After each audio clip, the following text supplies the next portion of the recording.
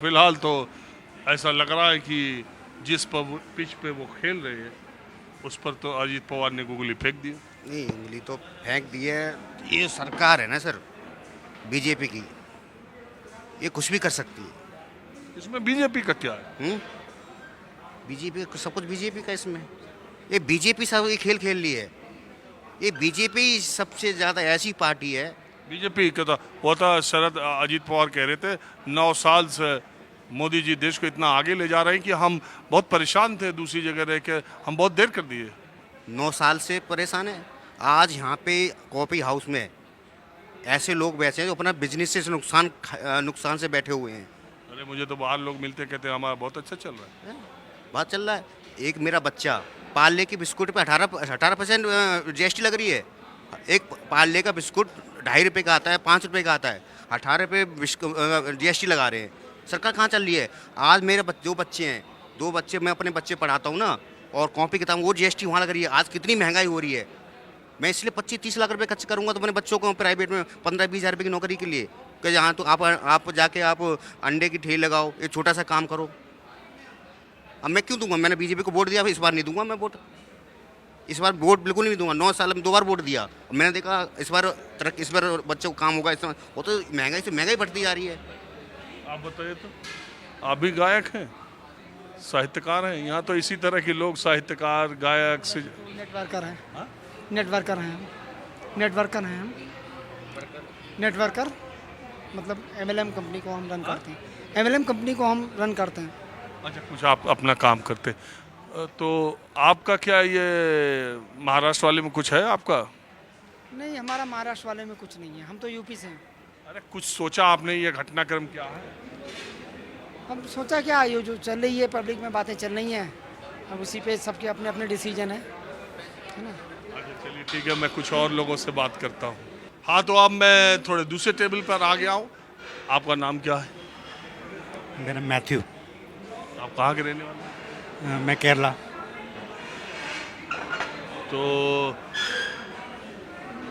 अच्छा एक बात बताइए, ये जो वामपंथ CPM है और कांग्रेस, ये केरला में तो बहुत आमने सामने लड़ते हैं, और वहाँ पटना में विपक्षी एकता की मीटिंग मोदी के लिए जाके एक साथ बैठ गए।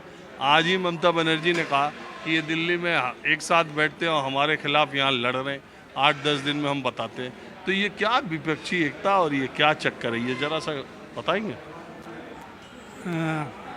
हर रीजन का अपना अपना मसले होते हैं, तो जो भी नेता होता है अपने जनता के लिए जब काम करता है तो अपने रीजन के हिसाब से सोच के ही काम करता है। केरला में जितने मसले हैं उसको CPM तो बहुत पहले से है वहाँ पे, 1957 से ही है, और उसका जो जड़ है वहाँ पे मजबूत है।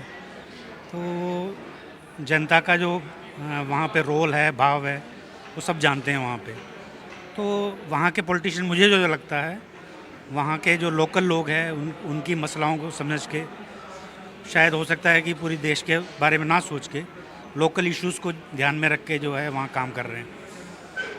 तो लेकिन आप ये बताइए, 1957 से लेके 2022 तक, इन 70 वर्षों में अगर आप देखें, 70 से कम 65 वर्षों में, तो करीब आधे आधे कांग्रेस और CPM की सरकार रही है, थोड़ा CPM की ज़्यादा रही है। तो कांग्रेस भी वहाँ मजबूत एक पार्टी रही है, दोनों में ही संघर्ष होता रहा, तीसरी पार्टी तो उसमें पनपी नहीं।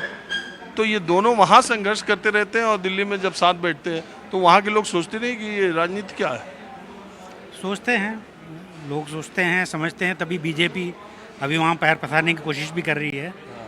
मगर जो अभी पॉलिटिकल कुछ लोग तो बंधे हुए हैं, जो है कोई लेफ्टिस्ट है, कोई राइटिस्ट है, कोई कांग्रेसी है शुरू से ही। मैं तो एक बार गया था कन्नूर जी, बहुत दिन तक वहाँ रहा था, और वहाँ की राजनीतिक हिंसा पूरे देश में सबसे विकट और बड़ी जघन्य है। तो मैंने ये पाया कि एक तरफ कम्युनिस्ट है, दूसरी तरफ RSS और कांग्रेस को लोग एक तरफ वहाँ दिखाई देते थे, क्योंकि एक दो यहाँ तक वहाँ कार्यकर्ताओं का ऐसा मामला है कि अगर CPM के कार्यकर्ता के खिलाफ हिंसा हुई है तो वो जान दे देगा, लेकिन कांग्रेस के अस्पताल में इलाज नहीं कराएगा। ठीक इसी तरह से कांग्रेस और RSS के कार्यकर्ताओं में अगर राजनीतिक हिंसा में वो घायल हुए, वो जान दे देंगे, लेकिन सीपीएम के ऑफिस, सीपीएम के अस्पताल, जो सीपीएम वाला अस्पताल है उसमें इलाज नहीं कराएंगे। ये मैंने खुद जा करके देखा। जी सही बोल रहा हूँ नहीं? हाँ है, काफ़ी हद तक है, क्योंकि कैडर बेस्ड पार्टी है। स्टूडेंट लाइफ से ही लोग जो है एक तरफ बन जाते हैं, फिर उसी तरफ चलते रहते हैं। अच्छा, आप छोड़िए वो बात, केरला की हो गई। मैथ्यू साहब ये बताइए कि आप इतनी अच्छी हिंदी इसलिए बोल रहे हैं कि दिल्ली में बहुत लंबे समय से हाँ, दिल्ली में, नॉर्थ इंडिया में रहे हैं तो लंबे समय से आप रहे। करते क्या? मैं प्राइवेट सेक्टर में ही समझ लो, प्राइवेट सेक्टर में हो। और ये मैथ्यू जो है, हर तीसरा केरल के आदमी का नाम होता है मैथ्यू। जॉन मैथ्यू, कुछ ना कुछ आगे पीछे, जैकब मैथ्यू। आप कौन से मैथ्यू? मैं जिबू मैथ्यू। जिबू मैथ्यू। जीबू मैथ्यू, जॉन मैथ्यू, जैकब मैथ्यू। ये मैथ्यू का क्या चक्कर है, थोड़ा हमको बताएंगे? मैथ्यू कॉमन नेम है। इसका मतलब क्या होता है? मैथ्यू एक बिब्लिकल नेम है, बाइबल से लिया हुआ कैरेक्टर का, वहाँ से नेम। अच्छा, चलिए ठीक है। तो अब मुझे बताइए कि महाराष्ट्र की सियासत में जो हुआ है उसके बारे में आपका क्या विचार है? महाराष्ट्र में बड़ा सरप्राइजिंग था। हालांकि कुछ लोगों ने पहले प्रिडिक्ट किया था कि ऐसे होने वाला है। तो महाराष्ट्र की सियासत को बड़ा समझना बड़ा थोड़ा टेढ़ा है, मुश्किल है। और मुझे लगता है कि शरद पवार ऐसा व्यक्ति है जो कि हर वक्त चाहते हैं कि पक्ष में ही रहे, विपक्ष में कभी रहना नहीं चाहते। तो किसी ना किसी तरह से जो है वो पावर में आ ही जाते हैं।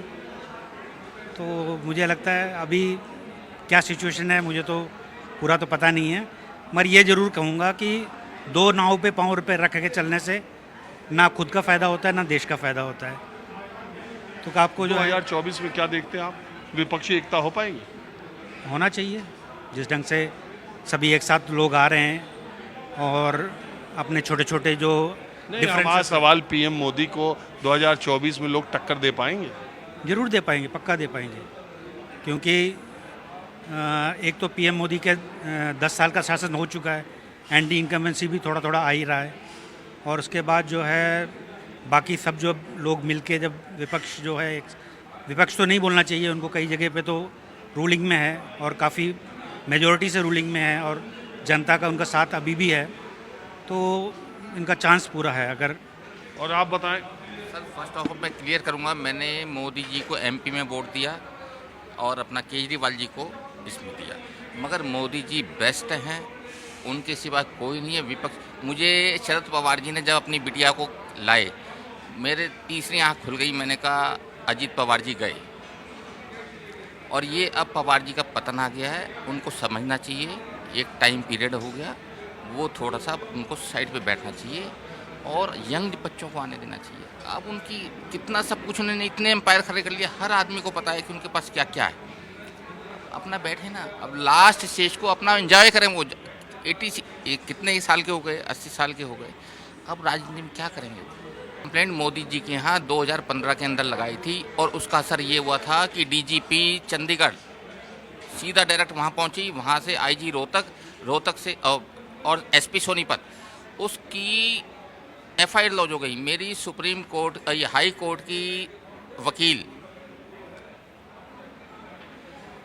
हमारी हाई कोर्ट की वकील साहिबा, वो अचंबा मान गई, शोभना टकियार जी, कि संजय जी, मैंने कहा मेरा फर्स्ट ये इम्प्रेशन बहुत तगड़ा है, आम पब्लिक को जुडिशरी अगर क्या नाम सही मिल जाएगी। अरे हम महाराष्ट्र की घटना पर लोगों की जानकारी लेना चाह रहे हैं कि जो लोग राजनीति की तिकड़म को समझते हैं वो क्या मानते हैं?